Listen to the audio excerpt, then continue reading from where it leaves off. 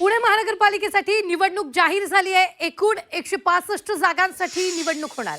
15 जानेवारीला मतदान होईल। पुणे पालिकेवर कुणाचा झेंडा फडकणार हे महत्त्वाचं आहे, कारण 165 जागांसाठी इथे निवडणूक होती आहे आणि दिग्गज नेत्यांच्या यावेळी प्रतिष्ठा पणाला लागलेल्या आहेत। मोठे पक्ष आता समोरासमोर लढणार असल्याचंही फडणवीसांनी म्हटलेलं आहे। तर पुणे महापालिकेचं चित्र आपण पाहतोय। पक्षनिहाय निकाल 2017चा आपण पाहतोय। भाजपच्या 98 जागा होत्या, काँग्रेसच्या 11, मनसेकडे 2, तर शिवसेनेकडे 10 जागा होत्या, राष्ट्रवादीकडे 40 जागा होत्या, तर इतर पक्षाकडे 1 जागा।